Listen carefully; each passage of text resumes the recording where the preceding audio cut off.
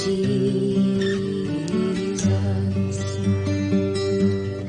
Give me Jesus. Give me Jesus. You can have this whole world. Give me Jesus.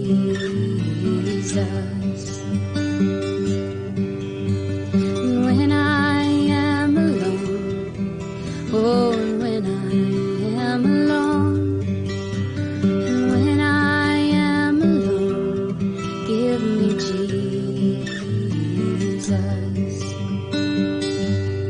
Give me Jesus.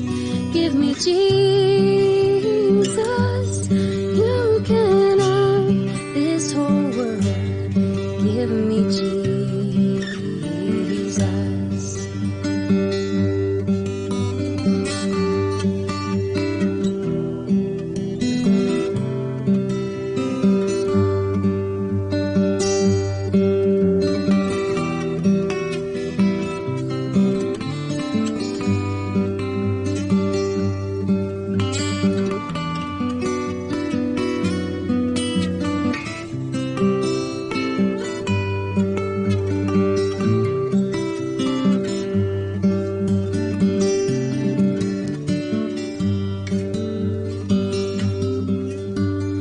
When I come to die, oh, and when I come to die, and when I come to die, give me Jesus.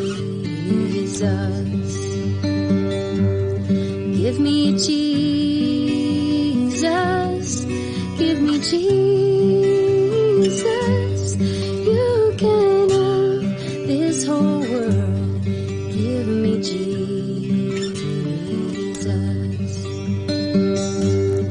Give me Jesus. Give me Jesus. You can have this whole world. Give me Jesus.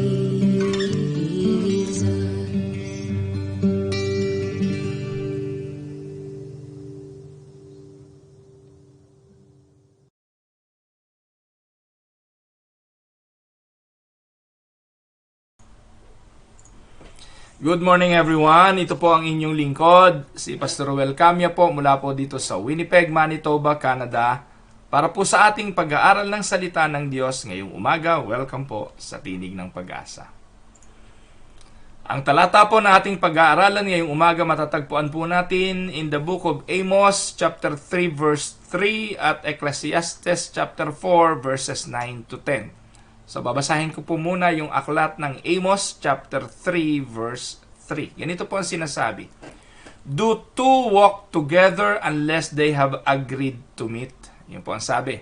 Ang dalawa po ba'y maglalakad kung sila'y hindi nagkakasundo? So, ibig sabihin, if you want to walk together, you need to agree to walk together. Di po ba? Sabi po na Ecclesiastes 4:9 to 10, two are better than one, because they have a good reward for their toil. For if they fall, one will lift up his fellow. But woe to him who is alone when he falls, and has not another to lift him up. Pagpalain naman ng Panginoon ang pagkabasang ito ng kanyang banal na salita, na sa umagang ito'y ating pagbubulay-bulayan. Part 2 po tayo ng atin pong topic na mag-asawa'y hindi biro. No po? Talaga naman po siguro, hindi na kailangang ipaliwanag, no?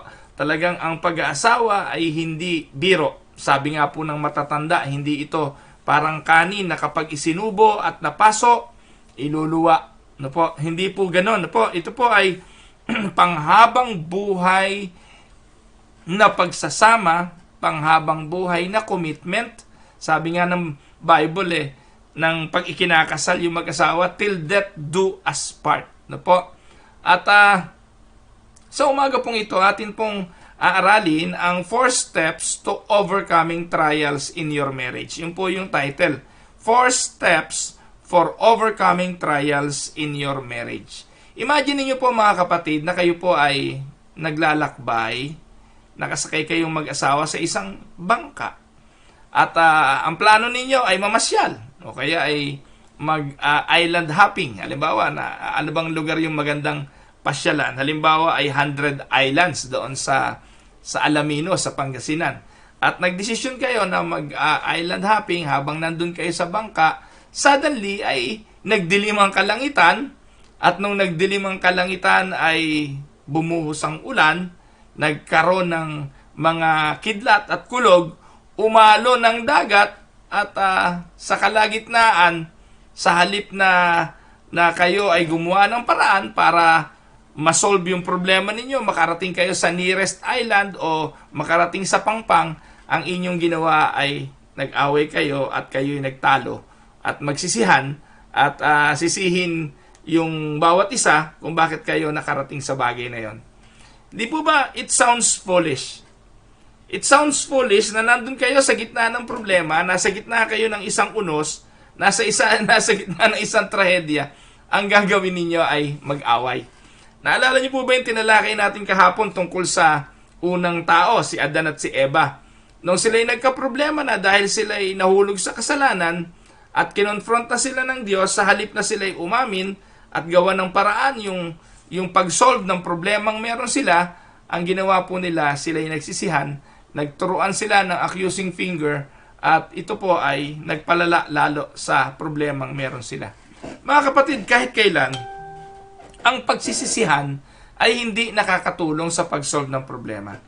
Gusto ko po kayong tanungin, kailan po ninyo huling nasisi ang iyong kabiyak? O kailan ho kayo huling nag-away? Kailan ho kayo huling nagbangayan? Nagsisihan? O dumating sa punto na parang gusto nyo nang mag-uwian sa inyong mga magulang at isoli na ang inyong mga asawa? Well, it may sound foolish, but it is a reality. Dumarating po ito sa panahon ng buhay ng pag-aasawa. Ang pag-aasawa hindi po bed of roses. Hindi po ito puro ligaya. Hindi po ito puro honeymoon. Kasama po rito ang responsibilidad ng pagtanggap sa mga pwedeng maging suliranin sa buhay may asawa. At alam niyo po mga kapatid, hindi naman po natin kayang iwasan ang magkaroon ng problema sa relasyong mag-asawa. Alam nung mga seasoned sailors, yung mga mahuhusay na mga tripulante ng barko at yung mga kapitan ng barko, na hindi kayang iwasan ang bagyo sa karagatan. Seasoned sailors expect storms. Ano po? Hindi po sila magiging seasoned sailor kung hindi sila dumaan na sa mga bagyo sa karagatan. Likewise, tayo po bilang mag-asawa, bilang sambahayan, we should expect to face trials in marriage. Hindi po kasi tayo magiging seasoned, no, sa atin pong relationship bilang mag-asawa, hindi tayo titibay, hindi tayo magiging mahusay kung hindi natin talaga pagdadaanan ang mga bagyong ito. It is part of human relationship. It is part of human life. Pero ang point dito, kung hindi naman naiiwasan itong mga storms ng buhay, dapat itong storms ay mag-unite at hindi mag-divide. Ang storms ay dapat magpatibay at hindi magwasak. Kaya po, alam niyo po mga kapatid, tayo pong mga nasa Pilipinas, sanay naman po tayo mga Filipino, daanan po tayo ng bagyo eh. Ang bansang Pilipinas daanan ng bagyo, hindi po minsan po 5 hanggang 6 na bagyo ang dumadaan sa isang taon. Kaya po, kami po dito sa Canada, naglagay na po kami ng Calamity Fund bilang pantulong sa Pilipinas.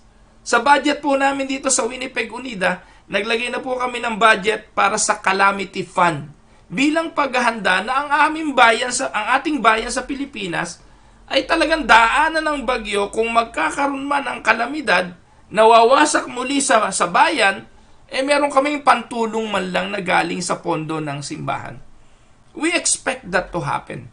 At mga kapatid, ito po, lagi ko pong naaalala na ang Pilipinas nga po daanan ng bagyo. Pero mga kapatid, merong mga bahay na hindi nagigiba kahit daanan ng bagyo. Sipin nyo, halimbawa, Bicol, dinaanan ng bagyo, hindi naman lahat ng bahay wasak eh. Napapansin niyo po ba yun? Hindi po lahat ng mga bahay ay ibinabagsak. Hindi lahat ng bubong natatanggal. Hindi lahat ng pader ay gumuguho. Bakit kaya sa palagay ninyo? Kasi po mga kapatid, ito po yung mga tao na napaghandaan. Ano po? Sila po yung mga tao na napaghandaan ang pagpapatibay ng kanila pong mga tahanan, ng kanilang mga bahay para pagdaan ng bagyo ay hindi ito magigiba. Alam niyo, nung araw, tatay ko po, mas maano rin dyan, maagap eh. Yung bahay po namin dati sa Las Piñas, doon sa Almansa, mataas po yun. Kami po ang pinakamataas ang bahay dati doon. Kasi po, kami lang yung bahay doon. Doon po sa lugar na tinirahan namin sa Las Piñas, nung araw kami lang ang bahay doon. No? Up and down po yung bahay namin, pero kawayan yung sahig. Alam niyo po mga kapatid, nakakatakot kapag yung lantad na lantad ka sa elements, pagdaan ng bagyo, ikaw lang ang tatamaan, madaling matanggal yung bubong mo. Pero alam niyo po, hindi pa ho kami nakaranas na natanggalan ng bubong, hindi ho kami nakaranas na nagiba yung bahay namin, yung pader namin natanggal, kahit na gano'ng kalakas na bagyo. Yung mga wilming, yung mga kung ano-anong, yung mga ing dulo, yung matitindi yun no? Rosing, mga ganon, no? Matitindi mga bagyo nung araw. At yuling at kung ano-ano pa. Anyways, hindi ko na matandaan yung mga bagyo na yun nung araw. Pero mga kapatid, may paraan para ito ay mapagtagumpayan. May paraan para ang bahay manatiling matibay. Naalala ko, tatay ko, kumukuha ng lubid, itinatali sa mga poste ng bahay namin, ibinabaon sa lupa o kaya sa mga puno na pwedeng pagtalian. Yung bubong namin, pinapatungan ng mga gulong. No? Yun po yung uso nun eh. Yung mga gulong na sasakyan, pinapatong sa mga yero, tinatalian yung mga yero, added support. So, nakakatulong po yun, pagdaan ng bagyo, ay nakapagtatagumpay yung aming bahay. So, gusto ko pong pag-usapan ito. Tayo po mga kapatid ay hindi naman makakaiwas sa mga bagyo ng buhay. Trials in our marriage is sure to come. But there are steps to overcome those trials.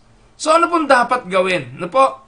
So, ang unang-unang dapat po natin gawin, pag dumadaan tayo sa mga ganitong pagkakataon, know that every Christian marriage encounters trials. Yun po yung unang-unang prinsipyo na lagi ninyong tandaan.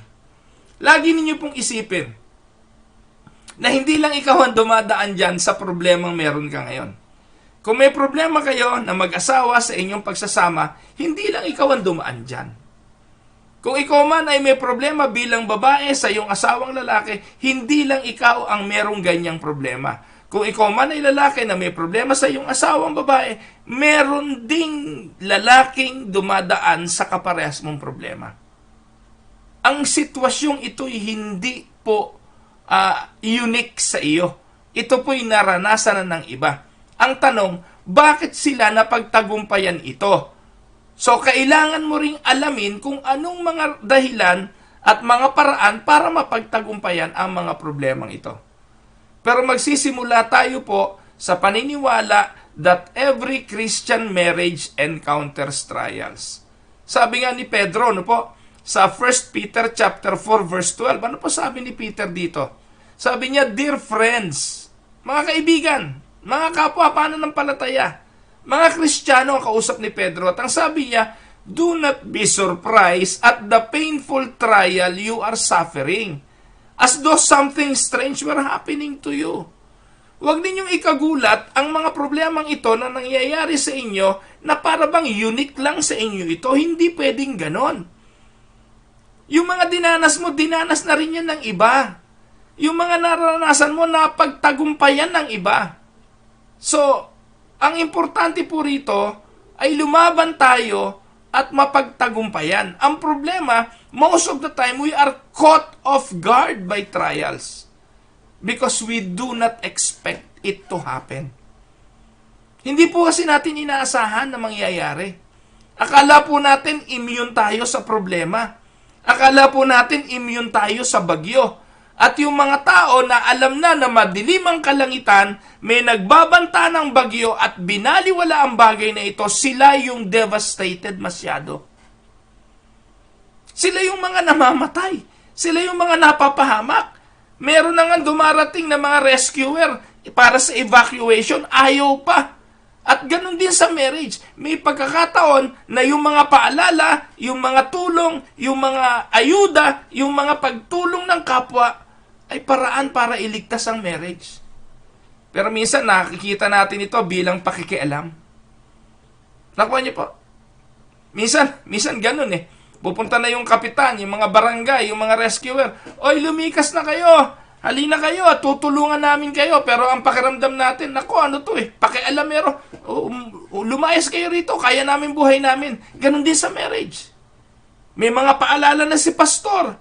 O tutulungan namin kayo, ganito para ma-resolve yan. Ayusin natin ang problema nyo mag-asawa. Minsan yung mga tao sa paligid natin, yung mga ninong at ninang natin, yung mga magulang natin, yung mga kaibigan natin, nagmamalasakit at nagpapaalala, pero ang pakiramdam natin, nakikialam sila.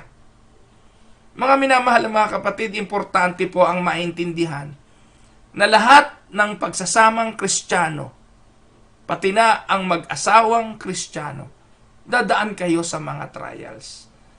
Kapatid, di ko alam kung ano yung trials na meron kayo ngayon. Hindi ko alam kung ano yung mga bagay na pinagdadaanan nyo, pero gusto kong sabihin sa inyo, normal yan. Ang importante ay hindi ang problema.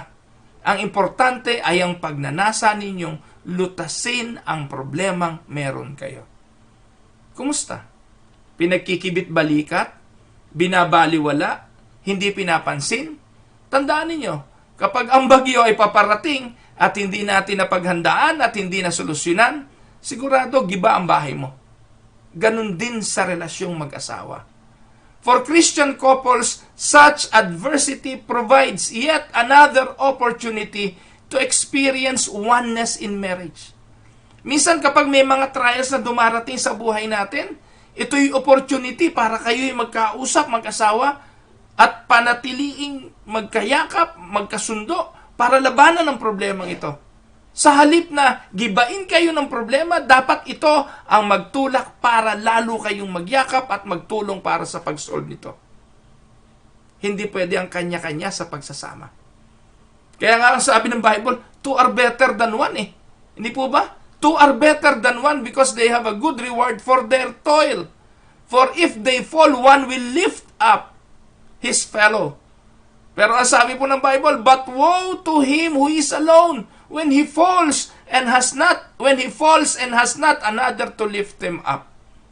Napakabigat kapag nag-iisa at dumadaan ka sa trials. Alam niyo po mga kapatid, marami na rin po akong pinagdaanan sa buhay ko ng mga pagsubok at doon ko po lubusang na-appreciate ang presensya ng aking may bahay. Ganon din naman po ang aking may bahay.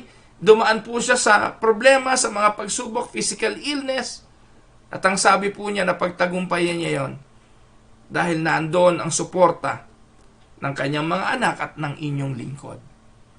So malaking tulong po, wala pong exempted sa trials.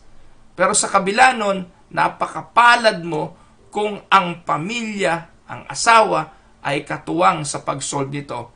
Sa halip na gawing oportunidad para magsisihan, pagtalunan, pag-awayan, it will not solve the problem.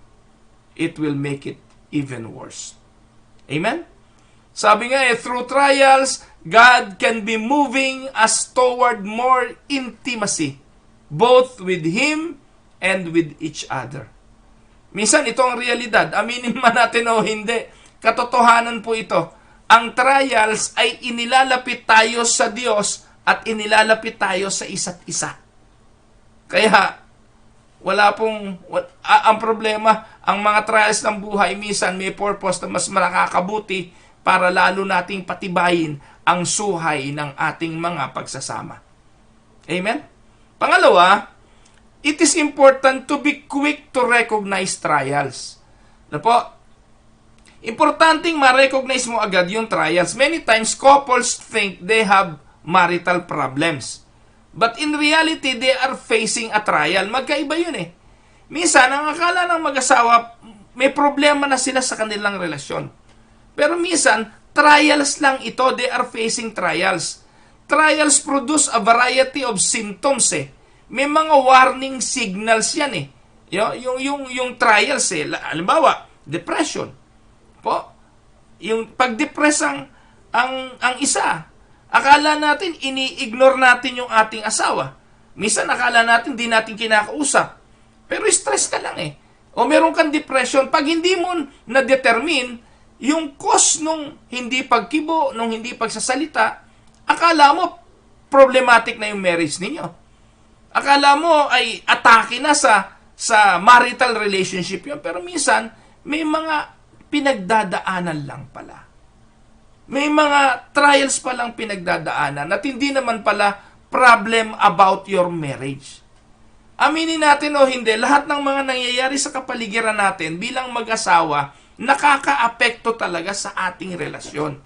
Kaya importanteng ma-recognize mo ano bang nangyayari. Marunong kang mag-probe, marunong kang mag-dissect, marunong kang mag-analyze ng mga nangyayari sa kapaligiran. Minsan po, ito ang problema nating mga lalaki. Minsan, napaka-insensitive natin sa nangyayari sa kapaligiran. Hindi natin napagtutuunan ng pansin kung ano ba yung nangyayari sa pangkasalukuyan at papaano natin mapapanatiling healthy ang ating mga relasyon.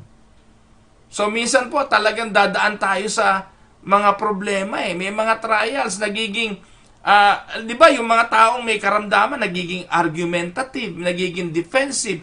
Pag may health problems ka, maraming nasakit sa iyo. Kung ano-ano na yung nadadamay, hindi po ba? So, yung trials, they come from a variety of sources. Minsan po sa tao, minsan po galing sa trabaho, minsan bunga ng kasalanan, minsan bunga ng mga relatives na nakapaligid, minsan natural disaster. Iba't iba yung problema eh. Hindi po ba? Yung mga trials na dumarating sa atin, napakadami. At kung hindi ho tayo marunong na panatiling matibay ang ating relasyon para masolve ang mga bagay na ito, naku po, lalo po kayong magkakaproblema. Hindi na nasolve yung problema, nadagdagan pa ng problema sa inyong relasyon bilang mag-asawa. Ito pong naobserbahan ko, kapag masaya ang relasyon yung mag-asawa, kapag matibay ang inyong relasyon mag-asawa, kahit may mga dumating na problema, tulong ninyong masosolve ito at madali ninyong nare-recognize. Amen po ba mga kapatid? Pero pag mabuhay ang relasyon nyo mag-asawa, konting problema lang, pag dumating, pagtatalunan nyo pa kung sino may kasalanan at lalawak ng lalawak ang problema hanggang sa kayo ay hindi na magtagumpay. Issue ng pera. Sino ba naman ang hindi minsan namumroblema sa pera? Issue ng pag-support sa mga in-laws. Uso po yun eh. Lalo kami dito nasa Canada. Alam niyo po mga kapatid, yung mga mag-asawa dito sa Canada, parehas pong kumakayod. Kumakayod ang babae, kumakayod ang lalaki. At kahit parehas na kumakayod yung babae at saka yung lalaki, sa katatrabaho, minsan sapat lang. Sapat lang. Pero dahil po may expectations, yung mga mahal namin sa buhay sa Pilipinas, at naniniwala silang dollar yung kinikita dito, merong ina-expect na tulong galing dito sa Canada papunta sa mga mahal sa buhay sa Pilipinas. Ang problema, ganito. Parehas lang yung kita ninyo, parehas na alam ninyo kung magkano kinikita nyo. Ganun po dito mga kapatid eh. Dito po hindi ka makapagtatago ng pera. Kay babae, kay lalaki, hindi po pwedeng magtago. Halimbawa, nagpadala ka ng pera sa nanay mo, hindi alam ng asawa mo, hindi pwedeng, hindi naman mabibisto yun eh. Kasi po yung account nyo, nasisilip ninyo pa rin. Unless may isa talagang nagmamanage lang ng pera at walang pakialam yung isa. Dito po parehas kayong may hawak ng account eh. Ewan ko po, no? Ewan ko kung sa iba ay hindi ganon. Pero kami mag-asawa, may bank, meron siyang ano tawag doon? Card. May card ako. No? Yung sweldo ko, doon sa card ko. Yung sweldo niya, doon sa card niya. Pero yung parehong bangko na yon, kung parehong joint account yon, wala po kaming personal account. Parehong joint account yon. Kayang puntahan ni Dang yung bangko ko, kayang puntahan ko yung bangko niya. So, dahil po dito sa mga issues na ito, ng pagtulong, dito po nagkakaproblema. Tatawag yung Pilipinas. Alam niyo, nakakatakot yung mga tawag sa Pilipinas eh. Yung mga message, Lalo na yung mga message ng, kumusta? No? Pagkatapos ng kumusta, alam nyo na kasunod. No? Kaya maraming ganon. Lalo na yung mga kamag-anak, na mga magulang, mga kapatid. No? Buti na lang yung mga kapatid. Wala na po kami magulang ni Dan, kaya nabawasan kami ng problema dyan. Wala kami problema dyan. Nung araw, ano po, pag yung tatay ko may sakit, siyempre, pagkikibot. Ano po? So, common yun Pero never po namin pinag-awayan yan. Hindi po kami nagkailanman nag-away na mag-asawa when it comes to money. Well, in fact, ako naman po yung nag-handle ng aming finances. At ang aking may bahay, hindi po yan talaga. Simula nung dumating kami ng Canada, ako na po namahala ng aming finances. Humihingi po sa akin yan kung anong gusto niya, kung anong kailangan niya. Pero, when it comes to managing the finances, sa akin niya po pinamahala. Kaya ako po ang lahat, nagbabayad ng bills, nagbabayad ng lahat ng bayarin. At ako po nakakaalam kung kasya yung papasok o kung kukulangin yung papasok. Ako po nakakaalam nun. Pero mga kapatid, may mga problemang inevitable. May mga problemang dumarating. Pero anumang problemang dumating sa isang matibay na relasyon, hindi po ito kayang gibain hanggat kayo'y nagkakasundo. Kaya, be quick to recognize the trials. Hanggat nare-recognize mo, gaya po ng bagyo yan Pag madilim na, handa na. Pag medyo kulimlim na, paghanda na. Mag-ready na. Sa ganung kaparaanan, na-anticipate mo kung ano ang pwede mong ibigay na solusyon. Amen? Ngayon, kung nagkabiglaan at talagang hindi kayo handa, magyakap muna kayo bilang mag-asawa, bilang sambahayan. Gaya po namin, yung mga issue ng pera, napaghahandaan namin yan. Napaghahandaan namin yung issue ng bayarin, napaghahandaan lahat yan. Pero minsan yung karamdaman hindi napaghahandaan. Nung na-diagnose ang misis ko of having cancer, wala po, talagang bagsak Guho lahat. Sa akin, hindi na mahalaga pera, hindi mahalaga, lahat hindi mahalaga. Sapagkat at that point, para sa akin, ang pinakamahalaga ay ang kalusugan ng misis ko. So, nagyakap po kami mag-asawa. Sinabi namin sa mga bata, nagyakap kami bilang pamilya. Gumawa kami ng strategy. Paano namin ito mareresolbahan? Anong mga hakbang na kailangan? Hanggang sa huling sandali ng chemo, radiation, ng treatment. Nandun kami bilang pamilya. At nung na-recognize namin ang problema, alam namin may solusyon. Alam namin katulong namin ng Diyos. Bilang pamilya, nagyakap kami sa pag-solve nito. Walang sisihan. Inalis yung paninisi na ikaw kasi stress ka, ikaw kasi ganito ka. Walang sisihan. Sa lahat ng pagkakataon, pinaniwalaan namin na may layunin ang Diyos sa bagay na ito. So, yun po yung pangatlo, develop a strategy together. Be quickly recognize trials, or by quickly recognizing trials, you can support one another instead of blaming each other. Immediately, anong dapat gawin? Tinipon namin yung mga bata, nanalangin po kami, pinag-usapan namin anong magiging role ng isa't isa. Hindi makakatrabaho si nanay mo, hindi niya magagampanan ng mga bagay na ito. Sino gagawa nito? Pinaghati-hatian po namin bilang mag-aama kung ano ang mga bagay na pwede naming maitulong. And awa ng Diyos, ngayon po, completely recovered na po yung misis ko.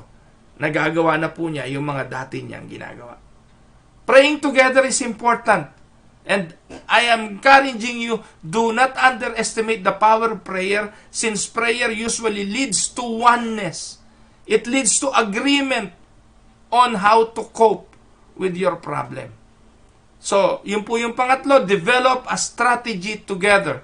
At pang-apat, panghuli, respond to the trial with God's perspective. Pag may trials ang pamilya, always respond to the trial with God's perspective. Minsan nakala ho natin ang solusyon sa mga trials ng buhay natin ay material na bagay at physical na kalakasan, pero hindi. Most of the time, ang solusyon dito ay kapangyarihan ng Diyos. So we need to respond to the trial with God's perspective. If you determine that you brought the trial into your life through sin, and then, important is, you ask forgiveness. Kung ang naging dahilan ng problema ay pagiging irresponsable ng iyong behavior, then matuto ka sa problemang yon and be responsible. Kung ito'y bad decision, ay tanggapin ang kamalian sa desisyon, humingi ng tawad, at baguhin ang desisyon. Importante po mga kapatid na resolbahin natin ang problema sa perspektibo ng Diyos. Pagkatapos mong ihingi ng tawad, take the appropriate steps to resolve the problem. Be sure to seek forgiveness from others when appropriate. Ito po. Ayoko po maging specific pero minsan po ito ang problema eh. Yung mga trials na nangyayari, lalo na po yung conflict sa relationship, napakasimple lang po na solusyon nun eh. Minsan paghingi lang ng tawad pagbababa ng pride. Pero minsan po mga kapatid, yun po ang hindi natin magawa. Yung magbaba ng pride, mas mamatamisin na lang natin na wag nang mag-usap, wag nang magkita. Ang problema, lit-lit lang ng mundo. Hindi naman po pwedeng hindi kayo magkikita. Hindi naman pwedeng hindi kayo magkakatagpo. Hindi naman pwedeng habang panahon na mag-iiwasan. Kaya kung meron pong problema at may trials na kailangan ang pagpapakumbaba, mas mainam na pong gawin ito sapagkat ito naman ang bilin ng banal na kasulatan sa halip na magtikisan at natahag ng palalain pa ang problemang ito. Kung ikaw ang may dala ng problema sa iyong buhay, if you have not, or rather, if you brought the problem to your life, then it is you to solve the problem. If you have not brought the trial into your life, assume it is from God's loving hand and God has a purpose for it and it is for His own glory. Minsan po ang trials galing din sa Diyos. Hindi para alamin ng Diyos ang iyong pananampalataya kung gaano kakatibay, kundi para ipakita sa iyo ng Diyos na kailangan mo siya na mahina ka pa. Amen? Ako po, pag may mga problema po akong pinagdadaanan, isa lang po lagi kong tinitingnan, ano kayang gustong i-reveal sa akin ng Diyos tungkol dito. At alam niyo po mga kapatid, ang ganda ng mga revelations ng Diyos kung marunong lang kayong tumingin sa mga problema in God's perspective. Amen? So you need to battle the storm together. Two are better than one. Sabi nga ng Bible, can the two walk together unless they have agreed to meet? Hindi po pwedeng maglakad ang dalawa hanggat hindi sila nagkakasundong magkita muna. So you experience sailors prepare for storms. When the storm hits, they execute their plan, focusing on overcoming the situation. And they battle the storm together. Sama-sama. Kapitan, yung mga tripulante, tulong-tulong sila sa pagpaprotekta sa barko para labanan ang unos. Ganon din dapat ang sambahayan. Since most marriages will encounter trials, you need to be prepared. Our natural instinct is to lose hope or sometimes to blame one another. Yet, if we have renewed our minds with the Word of God, with the Scripture, we have the choice of responding in faith, choosing to override our human instinct. It is important. Minsan talaga naman, suko na yung isipan natin, kaiisip na solusyon Minsan, kailangan na lang nating magtiwala at umasa. Tandaan po ninyo mga kapatid, trials seldom pleasant. But the anguish that comes with them can be mitigated by knowing that God will use them to perfect you. At all cost, do not allow trials to drive you and your spouse apart. Sa anumang pangyayari sa buhay, wag na wag ninyong hayaan na ang pagsubok ng buhay ay paghiwalayin kayo at wasakin ang inyong pagsasama. Kapatid, problema lang yan. Amen? Hang on. Kapit lang sa isa't isa. At manghawakan sa pangako na magsasama kayo hanggang buhay. Tayo po ay dumulog sa Panginoon. Tayo po ay manalangin.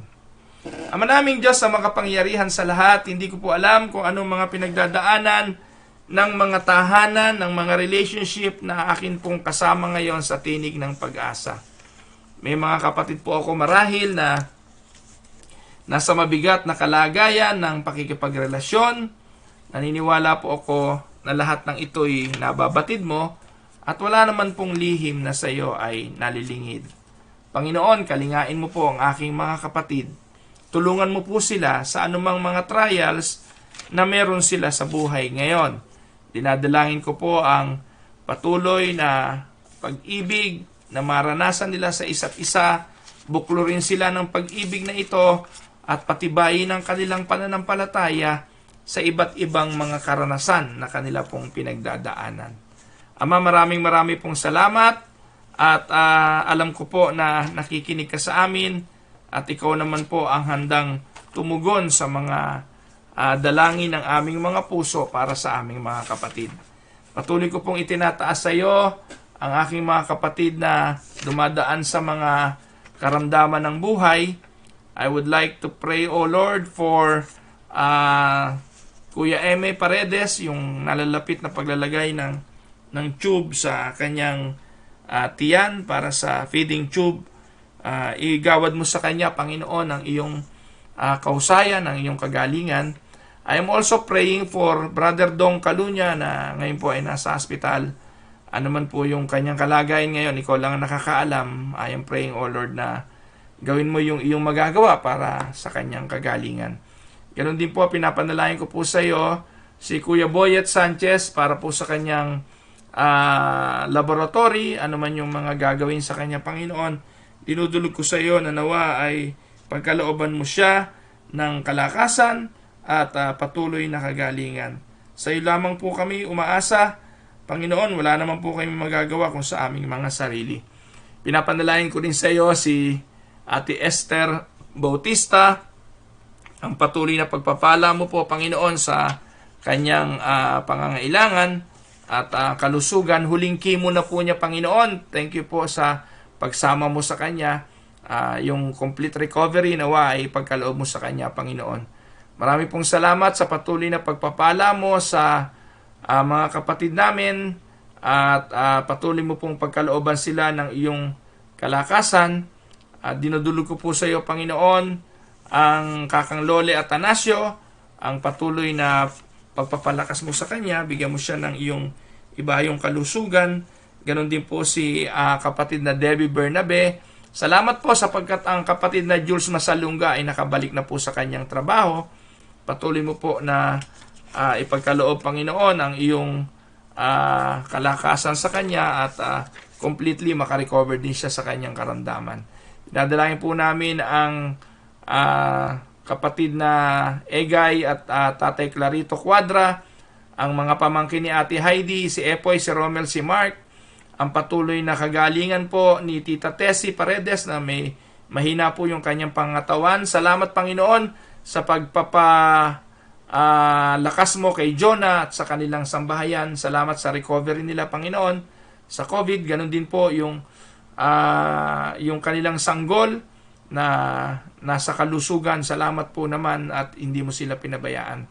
Patuloy na panalangin para kay Tatay Bitoy, kay Nanay Anchang Rodriguez, Kuya Ikoy, Ate Gaying Ramos, kay Tatay Eleno at Nanay Pasingsilya, kay Tatay Conrado at Ate Nita Hinido, Tatay Omar at Nanay Dadeng Garcia, si Tatay Nesto Gonzales. Patuloy mo siyang aliwin, Panginoon. Ikaw po ang magpala sa kanya. Dalangin namin si Kuya Bobby Marasigan, si Tatay David, si Nanay Puste, si Nanay Tateng Sarial, si Nanay Elong Santarin, si Nanay Engay Hinido, si Nanay Honor Santarin, si Nanay Elisa Capillar, si Nanay Lolit Ruperto. Ang patuloy na pagpapala mo po sa sambahayan ng mga De Castro, kay Nanay Hema, kay Ate Lita Cadabedo, kay Ate Elvie Paredes, kay Kuya Pedoy De Castro, kay Kuya Dol Paredes. Pagpalain mo po ang aking mga kamag-anak na ito. Patuloy pong kagalingan para po kay Kuya Danny Paredes. Samahan mo po siya, pati na po sa kanilang mga pangangailangan. Patuloy na pagpapala kay Mariví Frias, yung kahilingan para sa kanyang papers, sa petisyon ng kanyang asawa, sa lalong madaling panahon. Kung itong kalooban mo, Panginoon, tinataas namin sa iyo. Patuloy na provision para po kay Meryl Cornejo sa kanyang hanap buhay at sa kanyang mga pangangailangan. Pagpapala kay Nanay, kay Ate Tessie Aison, Kay Nanay Celia at kay Tatay Oyi Colubio, patuloy mo silang pagpalain. Kay kapatid na Det Arellano, patuloy mo pong pagpalain. Pati si Baby Ayela Almasar, panalangin po ni Marjorie at ni Daryl Almasar, patuloy po kayong patuloy mo silang pagpalain, Panginoon, at umaasa po kami na hindi mo kami pababayaan. Maraming pong salamat. Patuloy din pong panalangin para po sa mga magulang ni She, si Doroteo at si Nanay Rosalinda Campo Sagrado, yung kanilang application para po sa kanilang parental sponsorship. Ganun din po ang pamilya ni Kuya Dani at ni Ate Ruby Bilang. Ganun din po yung application for permanent residency ni kapatid na Tess Castillo. Sa kalooban mo po, Panginoon, ikaw po ang siyang patuloy na masunod sa buhay namin at pagpalain mo po ang bawat isa. Lord, narinig mo po ang mga panalangin ito. Dinudulog din po namin sa iyo ang asawa po ni Pastor Dan Binta, si kapatid na Lisa. Ano man po yung kanyang pinagdadaanan ngayon, Panginoon, ay sa iyong mga kamay po namin ito tinatagubilin. Bukas daw po yung operation at naniniwala po kami gagamitin mo ang karunungan ng mga manggagamot para po sa kanyang kagalingan. Ama, wala po kaming kapangyarihan. Ang tanging hinihingi po namin ay ang iyong kalooban. Masunod nawa ang iyong kalooban. Sa iyo po ang lahat ng papuri. Ito po ang aming dalangin sa matamis na pangalan ng aming Panginoong Hesukristo. Amen and amen. Magandang araw po sa inyong lahat, mga minamahal na mga kapatid. Again, ito po ang inyong lingkod, si Pastor Roel Camia. Good morning po, Tita Tessie Paredes Chu, magandang araw po sa inyo. Tita Myra, at ang mga kapatiran sa Aristocrat, si Brother Dong po ay nasa hospital. Sana po ay everything is okay with him. Kuya Rodante Kerubin, magandang araw po. Kuya David Manipol, magandang araw. Kapatid na Dwayne Cruz, Ate Rosie Cilia, Pastor Harold Barcenas, magandang araw po. Ate Ading Hinido, Kuya Noel Lapos, Brother Aldous Guzman, magandang araw sa inyo. Ate Dory Paredes, magandang araw po. Lumbes, Ate Dory Lumbes, magandang araw po sa inyo. Ate Ovi Enido and Kuya Pete Enido, magandang araw po sa inyo. Kapatid na Ruby Ortiz, pagpalain ka ng Panginoon. Ate Wenny Domingo, magandang araw po sa inyo. Kapatid na Ate Gina De Castro, magandang araw. Ate Edita Ra, magandang araw po. Kapatid na Lay Presa, magandang araw sa iyo. Pagpalain kayo ng Panginoon. Ate Mirna Sinfuente, Ate Nelia Ramos, magandang araw po. Nanay Belen Olaes, kapatid na Mari V. Frias, Pastor Edu Samaniego at kapatid na Yanyan Samaniego, pagpalain kayo ng Panginoon. Ganon din po si Kumaring Norma Luarca, magandang araw. Ate Nene Enriquez, Kuya Larry Montillano, Ate Evangeline Magnaye, magandang araw po. Kapatid na Evangeline Fadul, magandang araw po sa inyo. Kuya Sayas Purifikasyon, Ate Alice Purifikasyon, pagpalain kayo ng Panginoon. Kuya M.A. Paredes, Tita Mildred, magandang araw po sa inyo. Ate Neneng Sintos, kapatid na Miriam Galvan, Ate Merly Toledo, magandang araw po. Bulbul na po ako. Magandang araw po sa inyo. Ganon din po kay Jev Asinel, magandang araw. Kay Kuya Eric Maynes, magandang araw po. At kay kapatid na Marieta Escopin, kay Ate Heidi Mejia, napapasok na raw po ngayon. Ayan, so pagpalain po kayo ng Panginoon. Kapatid na Randy Causaren, kapatid na Rolly Causaren, Ate Paz Perez, si Lily Camialu, kay Ate Che Manangkil, magandang araw sa iyo, Che. Kay Nanay Carolina Bukiran, magandang araw po. Kay Nanay Elong Santarin, kay Ate Maricruz, kay Ate Norma Luarca, kay Tatay Rolando Oxon, kay Ate Miriam Galvan, kay kapatid na Ruel Andamo, at kay Kumaring Ami Santos. Isama nga po pala natin sa prayer. Binabati ko yung kanyang kapatid na nawa ay patuloy na pagpalain ng Panginoon. Ang kapatid po ni Kumaring Ami na si Jenward Santos. Binabati kita, Jenward, na nawa ay patuloy kang palaguin ng Panginoon sa iyong pananampalataya at samahan ka ng Panginoon sa bawat araw ng iyong buhay. Ganon din po, Ate Delia Magkawas, magandang araw po sa inyo. Kapatid na Lisel Beng Hombre, magandang araw. Kay Ate LV De Castro Paredes, kay Kuya Dol, kay kapatid na Lani Tulagan, at kay kapatid na Connie Salmorin. Ayan, mga kapatid, ipagpaumanhin na po ninyo yung mga hindi ko po nabati na iba. I hope nasa mabuti po kayong lahat kalagayan at ang biyaya ng Diyos ang patuloy po ninyong naranasan. Si Ami De Castro Pakinggan. Ayan, magandang araw, Ami. Kuya Emil Serrano, magandang araw din sa iyo. Ayan, Ate Cora Dolor. Ayan, sino pa ba yung mga hindi ko nabati? Si Marjorie at si Daryl Almasar, si kapatid na Olivia Alisanco. Ayan.